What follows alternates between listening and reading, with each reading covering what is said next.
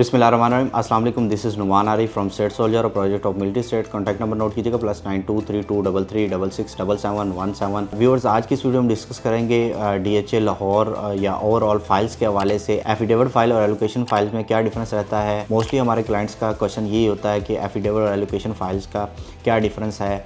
देखें, DHA में जो फाइल्स का जो तरीक़ाकार है वो DHA सबसे पहले यहाँ पे लैंड बाय करता है। जब लैंड ओनर DHA के नाम पे अपनी जो लैंड है वो सरेंडर कर देता है तो इन रिटर्न DHA उनको पैसे वगैरह ऑफ़र नहीं करता। DHA उन्हें फ़ाइल्स इशू करता है जो कि फ़ाइल कहलाती हैं एफिडेविट फ़ाइल्स।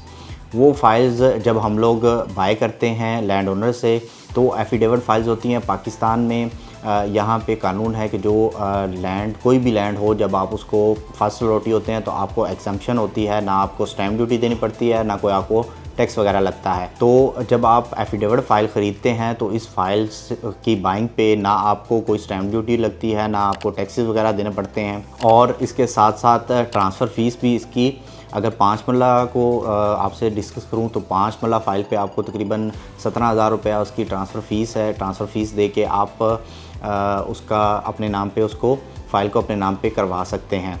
उसके साथ साथ DHA आपको एग्जम्पशन देता है कि उसकी मेंबरशिप फ़ीस आप किसी भी टाइम पे उसकी मेंबरशिप फ़ीस जमा करवा सकते हैं।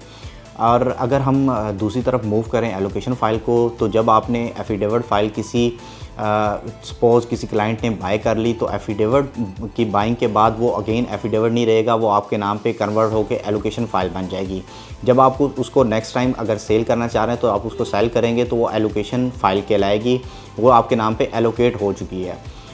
जब आप सेल करेंगे तो उसकी सेलिंग पे आपको अगेन जैसे मैंने पहले बताया कि आपको कोई गेन टैक्स वगैरह नहीं पड़ेगा। जब आप उसको सेल करेंगे तो आप उस एलोकेशन फ़ाइल कह के सेल करेंगे और एलोकेशन की बाइंग पे आपको स्टैम्प ड्यूटी वगैरह, टैक्सेस वगैरह वो सारे आपको लगेंगे। उसके साथ साथ आपको उसकी सेलिंग पे गेन टैक्स वगैरह भी देना पड़ेगा।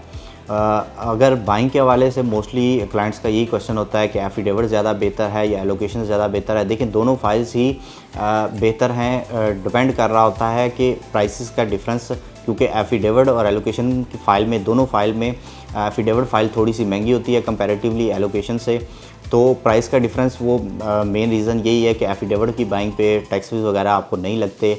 यही रीज़न है कि एफिडेविट थोड़ा सा महंगा होता है और एलोकेशन सस्ती होती है। तो लोगों का यही क्वेश्चन रहता है कि कौन सी वाली फ़ाइल लेना बेस्ट है।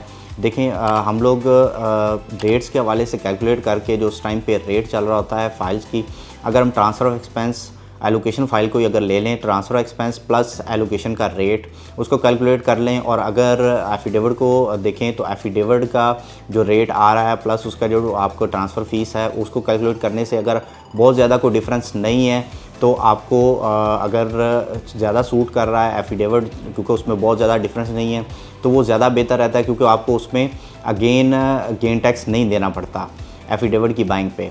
और एलोकेशन की बाइंग पे अगर ज़्यादा डिफरेंस आ रहा है तो हम फिर आपको रेकमेंड यही करते हैं कि एलोकेशन की तरफ जाएँ। रेट पे सारी चीज़ें डिपेंड कर रही होती हैं। व्यूअर्स, मज़ीद फाइल्स के हवाले से आपकी कोई क्यूरी हो या कोई बाइंग सेलिंग करना चाह रहे हो तो आप मुझे मेरे नंबर पे कांटेक्ट कर सकते हैं। +923233667717। यही नंबर व्हाट्सएप पे भी है, व्हाट्सएप पे भी कांटेक्ट कर सकते हैं। व्यूअर्स, हमारे चैनल को सब्सक्राइब करें, वीडियो को लाइक और शेयर करें ताकि प्रॉपर्टी से रिलेटेड लेटेस्ट इन्फॉर्मेशन आप तक पहुँचती रहे। अगली वीडियो तक अपना ख्याल रखिएगा। अल्लाह हाफ़िज़।